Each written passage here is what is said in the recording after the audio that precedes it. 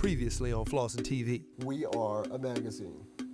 We haven't been making a magazine. I was saying we gotta get a magazine out, and everybody's going, oh, no, really. But right now, the juggling act is getting everything online simultaneously. It has to be done, and it has to be done properly. She's been here 15 minutes, and she got the answer to everything already. Oh, geez, I think I'm on, day 18? Tim Davis is the new sales executive vice president guy. I don't know jack about this company right now. I am a club event impresario. What does that mean? New people, when they come in, they got their work cut out for it. They're gonna lasso something good for you or they're gonna hang themselves. We're getting misclassified. They're not marketing to urban hip hop. Check this out, this Warren G. What really divides us, oftentimes, is what we think, but not really reality.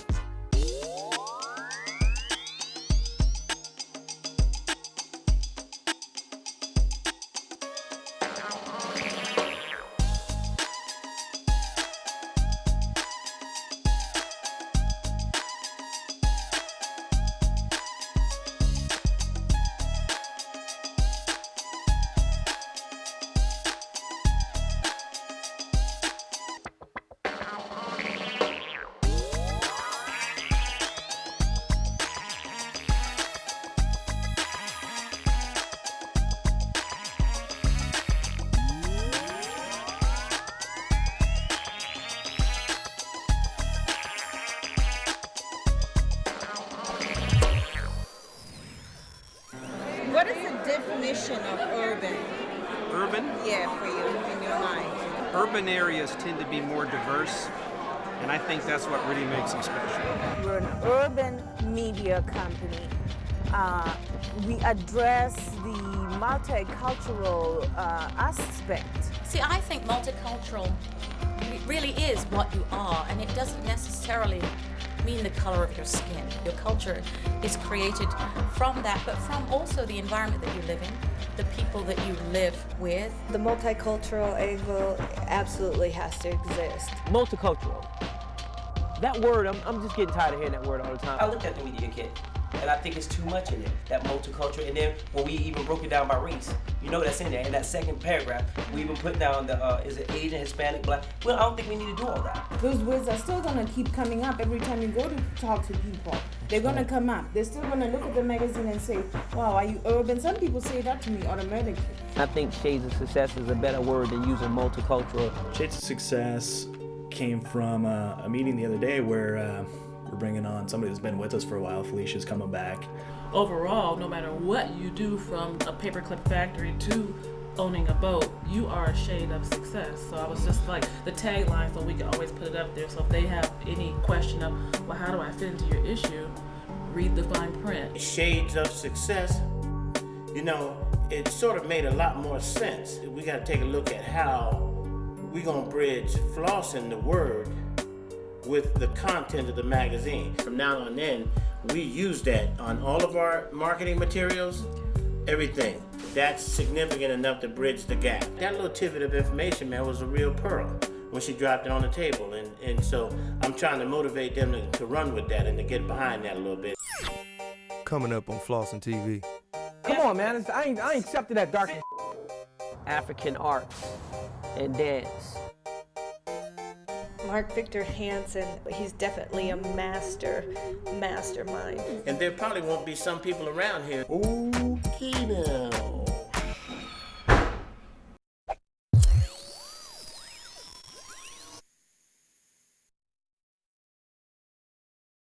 Hi, I'm Tom Potter, Mayor of the City of Portland, and you stay tuned to Flossin for all the great things to come. The City Hall trip was basically, we got invited down there by my man Charles McGee. A 20-year-old brother that's into politics right now. What we really wanted to do more than anything was really start a conversation and really to let them know that people in our community really want to come to City Hall and we really want to start having a conversation. And I think even from the poets on down to the conversations that are being had, it really starts as a catalyst of change that we want to see happen in our city. As we're in support of young people, we'll encourage and motivate them and support them in any way we can. Every political movement, every social movement that's ever taken place in the history of the world, it was led by young people. we have the ability to say things that other people cannot say, because after a while, folks start thinking about their pocketbooks. And as young people, we have that freedom to articulate and to believe what we want to believe and to say that. I thought it was a positive message for the community, you know, everybody all getting together and, you know, the meet and greet with a lot of our city officials. So it was a really good thing. We are a magazine. We haven't been making a magazine. Last issue, Buku said that we ain't making a magazine. Well, you know, we're always making a magazine. Well, the TV show is the TV show. The magazine is the magazine. The uniqueness of our magazine is it is print and video. You see, they conceptually got that big piece yet. I'm not a TV guy. Maybe I will be soon enough. So let's be honest, how long does a TV show last? Even the longest ones have been 11 years. How long does a magazine last? 50? Yeah, but is Flossin 50, TV just the making of a magazine, or is it going to roll into something Oh, else? sure. Is it That's a gonna good be point. the making of a That's a movie? good point. I understand it. You know, one thing goes with the other, but in my opinion, we've been making a TV show about thinking about making a magazine. Now we're finally getting down to working. When it's all said and done, we all come to the table and decide what we want to run with. Yeah, just at least let's get them to We the can table. post them up on the website and we can all look at them. This is the tool to help us see what we have and what we don't have. This is when everyone has to bear down, and you got to get editing going on, you got to get proofreading, you got to get research that's down, and you got to get pictures that coincide with the stories, and you got to start doing layout and all of that. That's crunch time. And in crunch time, that requires everybody to pull together in a team effort to be able to produce that product. Schedule is going to be made. The writers are going to get the changes and make the comparisons, and then everything's going to be posted as final. And we're gonna. My name is Tony. Tony got skills. I mean, talking to Tony, I really think she knows what she's doing. She's very analytical. I was asked to come here to put some systems in place and to, in Bubba's words, connect the dots. And I have a very busy schedule, so excuse me, I got to get the food. What Tony has done since he's been here is that she's encouraged and motivated and got that thing on track more so than anybody that's been here yet. So as of right now, Creative, you have 3 minutes left of your time. I look at her as a general manager, and when I look at the org chart, I mean, you know, people are like, well, what does she do here? And I'm like, everything. She manages the company. She is John when John's not here. I keep track of the staff. I have to know what everybody's doing at every moment of the day. So needless to say, I'm not the one everybody's friends with, because I can be pretty demanding. Tony keeps order that has not been there in the past. I like that. All right, interview over. Tony. Okay, Tony. At first. Okay, Tony. Still to come on Flossin TV. Do you know what he said at the Last Supper? He said, everyone who wants to get a picture, get in this side. We're going to handle this business or somebody else going to handle it for you. Taught out here for a pill. I don't pimp hoes, I pimp clothes. We need to be there and we're not. Some people don't fit, man. The story of most millionaires is they lose their first 2 or 3 millions. You know, they blow it out. Every one of them, because it's a learning curve, because pretty soon we all start to drink our own bathwater. Male or female, doesn't matter. Mark Victor Hansen, he's definitely a mastermind. An entrepreneur takes something from a low value and makes it a high value, which is what I teach, because entrepreneurship, you know, spiritually, mentally, and physically is a hope for the whole planet as far as I'm concerned. Who's going to win in life? Somebody high energy or low energy? And if you're going to be CEO or a top salesperson or a female leader or a visionary leader, you got to have high energy, because they're going to reflect off your energy. So your input is positive, then your output's going to be positive. His mouth and his mind move so fast, and although he appears to be all over the place, he always comes back and connects us. You start with intention, but you go to inspiration, and then the stuff comes to you and through you. Because all of us are born over-endowed with 18 billion brain cells, and most of us don't give ourselves anything to do. And if you don't give yourself something positive to do, then you do something negative. This is a guy who is in the Guinness Book of World Records for selling the most non-fiction books. ever. You're supposed to have a lot of goals because prosperity in Latin means to be in the flow. And most people go, gosh, I got a new car. Now what do I do? I got married. Now what do I do? And no, you're not supposed to get married and stop, or get a car and stop, or I just graduated. I got a bachelor's degree or an AA or a DA or a DDS or whatever the heck you got. What I teach is size of your question determines the size of your result. So if you keep saying, all I want to do is earn 50 cents an hour, 50 cents an hour, 50 cents an hour, you stay stupid and broke. So many people are looking to be successful, and they're thinking it's because they have to have more education, because they have to be, around the right people, and because they have to have the right kind of experience. Although those things are important, the attitude is the most important thing. You got to have a dream, and it's got to be bigger than you, and it's got to be something you're passionate about, something that's, it's going to be long-lived. Number 2 is you got to have a team, so you put it in place so the team keeps going. Number 3 is that it's got to create multiple streams of both residual income and then residual philanthropy or charity or tithing. The attitude of giving and making contribution is the first component to being successful, not the last. And when we talk to all these CEOs and all these people who are successful, we notice the same commonality, and that commonality is the giving spirit in each and every one of them.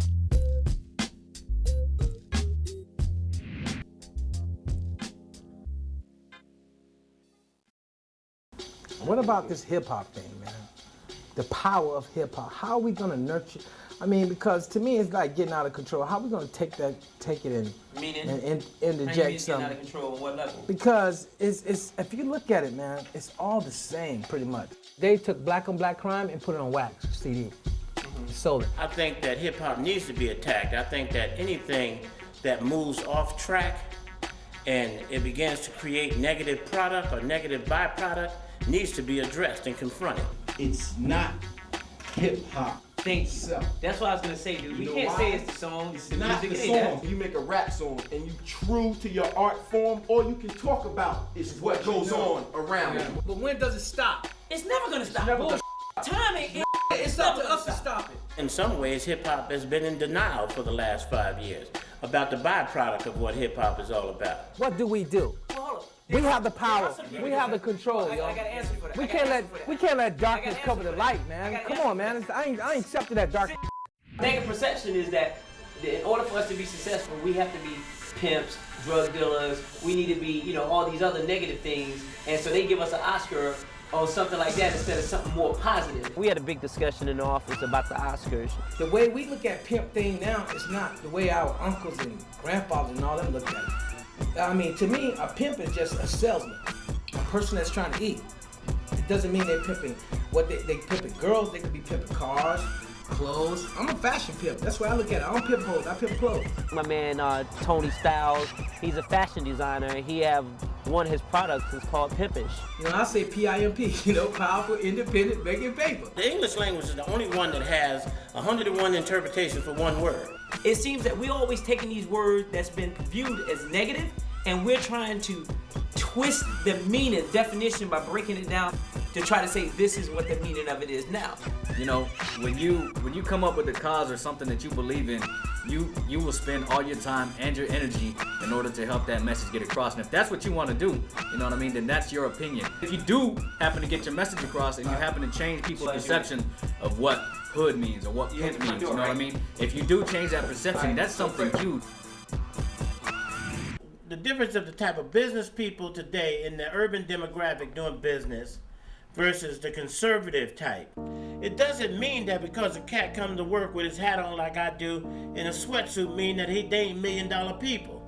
They doing big business. I mean, if you got something solid inside of you and if you stand for something, I don't care what you're wearing. It's gonna personify itself. It's gonna show that. These people also need to have content written on their behalf. And see, that was where the light went on for me. That's something that was a new awakening for me, and that's what I'm learning here. Is that there's different walks of life, different lifestyles. I'm understanding, and this is why I'm here. I took this job to learn from John. I wanted to get a new perspective on things. I could go work in corporate America, yeah. I've been there, I don't want to be there anymore. What I'm learning here is something drastically different. The average businessman, you cannot pick them out of a crowd. These people work hard, they own businesses, If they show up in a sweatsuit with their hat on sideways, it doesn't mean that they've got 10 cents in their pocket or $10,000 in their pocket. You cannot tell. We need to seek these people out, align ourselves with this group of people, and talk to this group of people. Most of these other entities that are earmarking success is earmarking it for a conservative constituency. But the data urban businessman is not that businessman. These cats know when to put on a suit, when not to put on a suit. But what's unique is that nothing is feeding them, supporting their way of doing what it is that they're doing.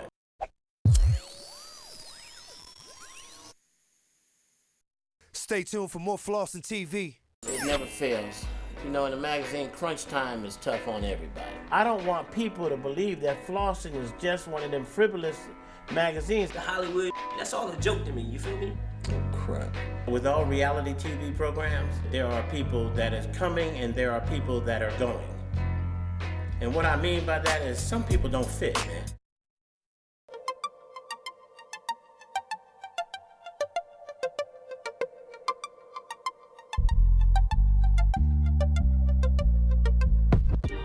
People out here in the nation in TV land, I'm sitting up on this yacht, Sail Scavari.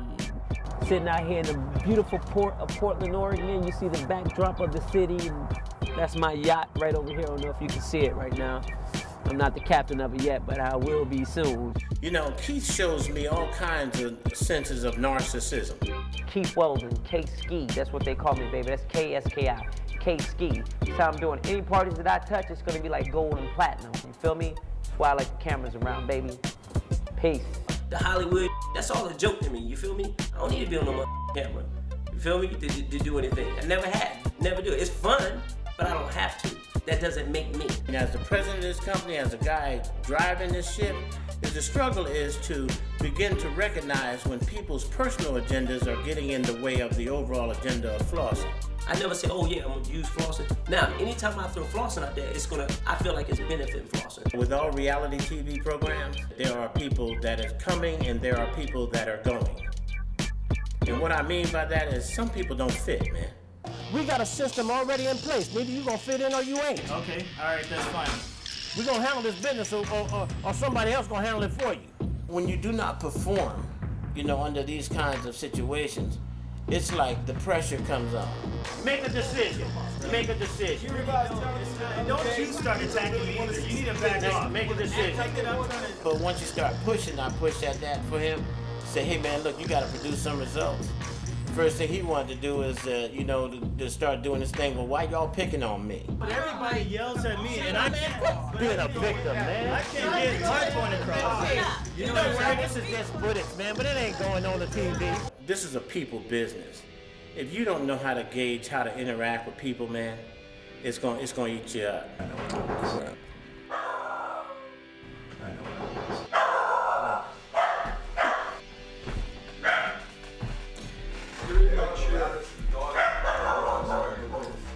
Be quiet, Booker. You're in my chair. That's tough. Kaya is an emotional roller coaster right now. I have to run around and go out there and the setup, the lighting, and then I need, a stylist or something. So there's a lot on the phone 24/7. What I hold out for is I want to see some kind of product from any one of them, and I hold out for as long as I can. We need to be there, and we're not. You can't communicate to Baba because you gotta go through Tony. I'm sick and tired of white people telling me what to do, how to do it, when to do it. I don't hate you people. I'm sorry, I don't. She keeps complaining about Buku, not going over there with Buku. Keep complaining about working with Troy. There's always these problems. Then it's white people. Then it's this. Then she can't talk to me or can't get to me. She needs this, she needs that. But I ain't seen one thing that she's produced.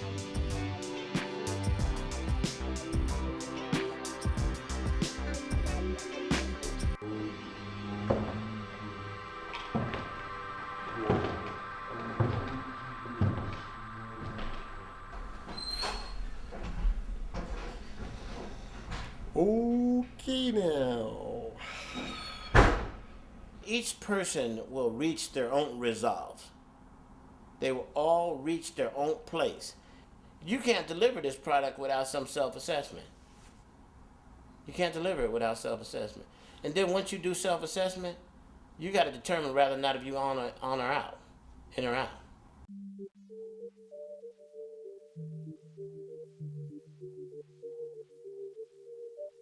It never fails. You know, in a magazine, crunch time is tough on everybody. So we have pictures but no article. You know, the last time it was we got an article but we got no pictures. In all actuality, I think you're wasting a bunch of time. We've got to have it by the drop dead date. I'm doing my job. No, you're not. You're minding everybody else's business. That's what you do all the time. None of these people are experiencing no more difficulties and struggles than I am. None. This is affecting the whole thing. You know, the waiting game, trying to get a cycle or producing a cycle that produces revenue, getting the system moving the way it's supposed to. If you want to see a result, make that result within yourself. So you're always pushing the bar. You're always raising the bar. And that's what makes it really exciting.